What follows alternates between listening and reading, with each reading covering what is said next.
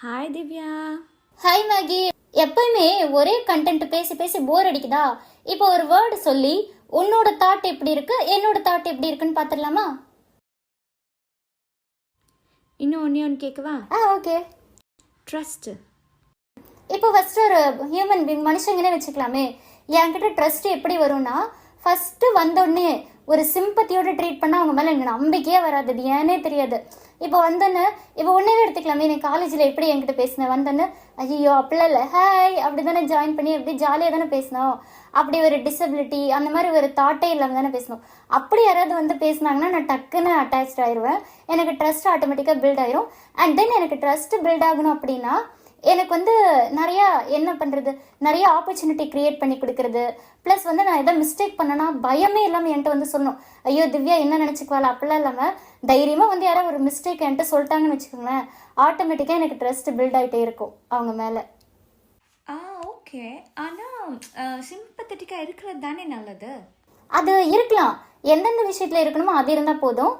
அது பேசும்போதே for example என்னென்னா, இப்போ எங்கேயாவது வெளியே போகிறோன்னு வச்சுக்கோங்களேன், ஐயோ இவங்களை கூட்டிகிட்டு போகணுமா அப்படின்னு ஒரு வித்தியாசமாக யோசிப்பாங்களே, அந்த மாதிரி சிம்பத்திலாம் எனக்கு சுத்தமாக பிடிக்காது.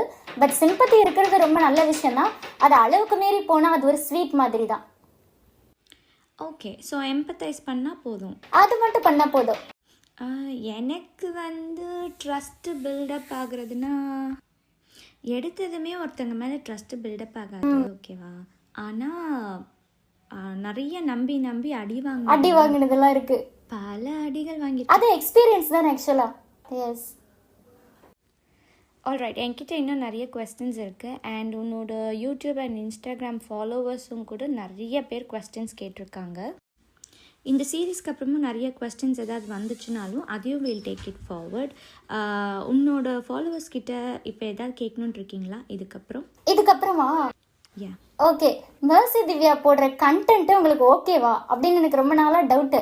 ஏன்னா புக் போடுறேன், ஏஐ டூல்ஸ் பற்றி சொல்கிறேன், இது உங்களுக்கு ஓகேவா? இல்லை ப்ராக்டிக்கலாக எதாவது பண்ணி காமி திவ்யா, நீ சொல்கிறையே இல்லை பண்ணி காமிச்சா எங்களுக்கு ஹாப்பியாக இருக்கணும், வேறு எதாவது எதிர்பார்க்குறீங்களா அப்படின்னு ஆடியன்ஸ் நீங்கள் சொன்னீங்கன்னா அதுக்கேற்ற மாதிரி நான் கண்டிப்பாக பண்ணுவேன்.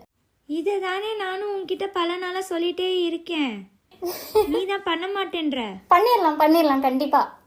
அப்போ உங்கள் ஃபாலோவர்ஸ் கேட்டால் தான் செய்வீங்க? செய்வோம். அண்ட் திவ்யா மிஸ்ஸோட ஸ்டூடெண்ட்ஸ் இருந்தாலும் நீங்களும் கேளுங்க. ஓகே சரி, இப்போட இந்த சீரீஸை நம்ம முடிச்சுக்கலாமா? முடிச்சுக்கலாம். Alright, okay, by.